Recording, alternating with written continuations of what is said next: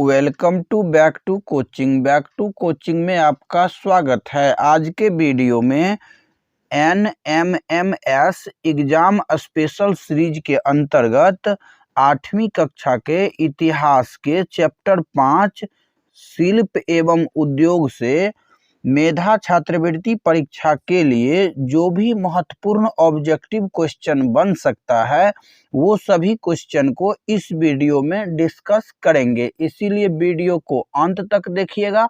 अगर वीडियो पसंद आए तो लाइक और शेयर जरूर करिएगा। अगर अभी तक चैनल को सब्सक्राइब नहीं किए हैं तो सब्सक्राइब कर लीजिए, क्योंकि यहाँ ऐसे ही ज्ञानवर्धक वीडियो लाता रहता हूँ। तो चलिए शुरू करते हैं क्वेश्चन नंबर 1 से। क्वेश्चन नंबर 1 दिया गया है कि पुर्तगालियों ने सूती कपड़े को क्या नाम दिया था। सूती कपड़ा, कैलिको, दोनों, इनमें से कोई नहीं। तो इसका सही आंसर क्या होगा? पुर्तगालियों ने सूती कपड़ों को क्या नाम दिया था। तो इसका सही आंसर होगा विकल्प दूसरा, कैलिको। याद रखिएगा, पुर्तगालियों के द्वारा सूती कपड़ों को कैलिको नाम दिया गया। अगला क्वेश्चन है क्वेश्चन नंबर 2, यूरोपवासी बारीक बुनाई वाली सूती कपड़ों को क्या नाम दिया था। कैलिको, मसलिन, दोनों, इनमें से कोई नहीं। तो इसका सही आंसर होगा विकल्प दूसरा, मसलिन। याद रखिएगा कि यूरोपवासी बारीक बुनाई वाली सूती कपड़ों को क्या नाम दिया? तो मसलिन। क्या नाम दिया? मसलिन। और पुर्तगाली के द्वारा सूती कपड़ों को कैलिको कहा गया। ये दोनों क्वेश्चन क्लियर हो गया। तीसरा क्वेश्चन दिया गया है क्वेश्चन नंबर 3, इंग्लैंड ने कब कैलिको अधिनियम बनाया। 1520, 1620, 1720, 1820।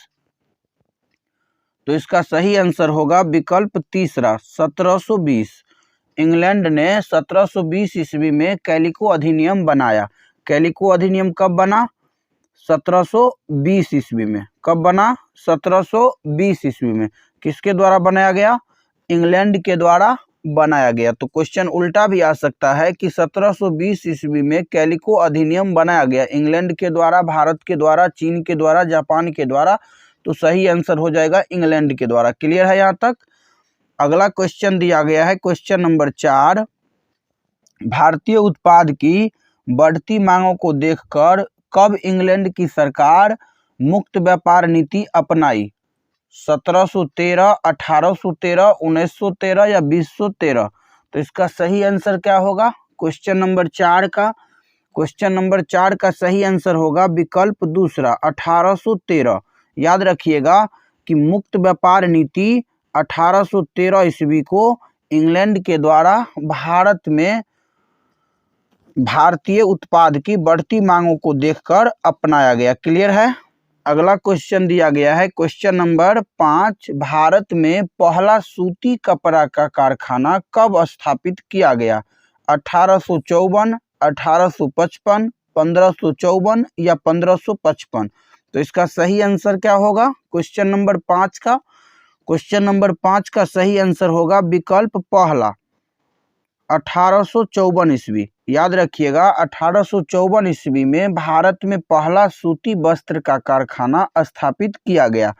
अगला क्वेश्चन दिया गया है क्वेश्चन नंबर 6, भारत में पहला सूती वस्त्र का कारखाना कहाँ स्थापित किया गया था। दिल्ली, कोलकाता, बम्बई, चेन्नई। तो इसका सही आंसर क्या होगा क्वेश्चन नंबर 6 का? तो क्वेश्चन नंबर 6 का सही आंसर होगा विकल्प तीसरा, बम्बई। याद रखिएगा भारत में पहला सूती कारखाना बम्बई में 1854 ईस्वी में स्थापित किया गया। ईस्वी अगर पूछा जाए तो 1854, और कहाँ किया गया? तो मुंबई में। अगला क्वेश्चन दिया गया है क्वेश्चन नंबर 7, पहला सूती वस्त्र का कारखाना किस व्यापारी के द्वारा स्थापित किया गया था। हिंदू व्यापारी, पारसी व्यापारी, हिंदू व्यापारी, मुस्लिम व्यापारी, पारसी व्यापारी या फिर बौद्ध व्यापारी। तो इसका सही आंसर क्या होगा क्वेश्चन नंबर 7 का? तो क्वेश्चन नंबर 7 का सही आंसर होगा विकल्प तीसरा, पारसी व्यापारी। याद रखिएगा कि कावस जी, नाम भी याद रख लीजिएगा, कावस जी नानाजी दाभाड़, ये जो है व्यापारी का नाम है कावस जी नानाजी दाभाड़ नामक पारसी व्यापारी के द्वारा पहला सूती वस्त्र का कारखाना बम्बई में स्थापित किया गया था। क्लियर। तो ये क्वेश्चन नंबर 7 को एक बार और देख लीजिए। अगर पूछा जाए कि पहला सूती वस्त्र का कारखाना किस व्यापारी के द्वारा स्थापित किया गया, अगर नाम देगा कावस जी नानाजी दाभाड़ तो ये इस पर टिक करिएगा। अगर नाम नहीं दिया जाएगा, उसका सिर्फ ऐसे लिख दिया जाए कि हिंदू व्यापारी, मुस्लिम व्यापारी, पारसी व्यापारी, बौद्ध व्यापारी, तब जो है पारसी व्यापारी पर टिक करिएगा, क्योंकि कावस जी नानाजी दाभाड़ जो थे वो एक पारसी व्यापारी थे। क्लियर हो गया। अगला क्वेश्चन दिया गया है क्वेश्चन नंबर 8, पहली जूट मिल कहाँ स्थापित किया गया? बंगाल, महाराष्ट्र, दिल्ली, चेन्नई। तो इसका सही आंसर क्या होगा? पहली जूट मिल कहाँ स्थापित किया गया? पहली जूट मिल बंगाल में स्थापित किया गया। कहाँ स्थापित किया गया? बंगाल में। अगर बंगाल में जगह पूछा जाए तो जगह हो जाएगा रिसरा। क्या हो जाएगा? रिसरा। यानी कि पहली जूट मिल बंगाल के रिसरा नामक स्थान पर स्थापित किया गया। क्लियर है। हो सकता है ऑप्शन में बंगाल नहीं दे, तो उस समय आपको रिसरा याद रखना होगा। क्या याद रखना होगा? रिसरा। अगला क्वेश्चन दिया गया है क्वेश्चन नंबर 9, बंगाल में पहली जूट मिल कब स्थापित किया गया था? 1555, 1655, 1755 या फिर 1855? तो इसका सही आंसर होगा 1855। क्या होगा? 1855। याद रखिएगा, सूती वस्त्र उद्योग अगर पूछा जाए तो बम्बई में 1854 में, और जूट मिल के बारे में पूछा जाए तो 1855 में। कहाँ पर? तो बंगाल में। अगर जगह पूछा जाए तो रिसरा। क्लियर है। अगला क्वेश्चन दिया गया है क्वेश्चन नंबर 10, टिस्को यानी कि Tata iron and steel company की स्थापना कब हुई? तो 1907 ईस्वी में। कहाँ किया गया था? बिहार में, गोवा में, असम में या फिर महाराष्ट्र में? तो इसका सही आंसर होगा विकल्प पहला, बिहार में। कहाँ होगा? बिहार में। ध्यान दीजिएगा, टिस्को जो है Tata iron and steel company की स्थापना कब हुई? तो 1907 ईस्वी में। कहाँ हुई थी? तो बिहार में। अब देखिए, टिस्को की स्थापना कहाँ हुई? 1907 ईस्वी में जमशेदजी टाटा के द्वारा किया गया। किसके द्वारा किया गया? तो याद रखिएगा कि जमशेदजी टाटा के द्वारा 1907 ईस्वी में किया गया। और अभी ये जो है टिस्को बिहार में नहीं है, अभी ये कहाँ है? तो झारखंड में। क्योंकि आप सभी लोगों को पता होगा कि 15 नवंबर 2000 ईस्वी को बिहार से झारखंड अलग हो गया। अगर पूछा जाए क्वेश्चन कि बिहार से झारखंड कब अलग हुआ, तो 15 नवंबर 2000 ईस्वी को। 15 नवंबर 2000 ईस्वी को जब बिहार से झारखंड अलग हो गया, तो ये जो टिस्को है यानी Tata iron and steel company, ये अब झारखंड चला गया। तो इसीलिए अगर अब ये क्वेश्चन पूछा जाए कि टिस्को यानी कि Tata iron and steel company की स्थापना 1907 ईस्वी में किया गया, जो कि वर्तमान में किस राज्य में है? तो आंसर हो जाएगा झारखंड। वर्तमान में पूछा जाए तो क्या होगा? झारखंड होगा। क्लियर है। झारखंड का जगह पूछा जाए कि कौन सा जगह, तो याद रखिएगा बहुत महत्वपूर्ण जगह है साकची। क्या जगह है? साकची। अगला क्वेश्चन दिया गया है क्वेश्चन नंबर 11, वर्तमान में झारखंड के किस जगह को जमशेदपुर के नाम से जाना जाता है? हजारीबाग, बोकारो, साकची, इनमें से कोई नहीं। तो इसका सही आंसर क्या होगा? वर्तमान में झारखंड के किस जगह को जमशेदपुर के नाम से जाना जाता है? तो इसका सही आंसर होगा विकल्प तीसरा, साकची। याद रखिएगा कि साकची को वर्तमान में क्या बोला जाता है? तो जमशेदपुर बोला जाता है। क्या बोला जाता है? जमशेदपुर। अगला क्वेश्चन दिया गया है क्वेश्चन नंबर 12, जीडी बिरला भारतीय उद्योगपतियों का एक संघ कब बना? 1920, 1921, 1922 या फिर 1923? इसका सही आंसर क्या होगा?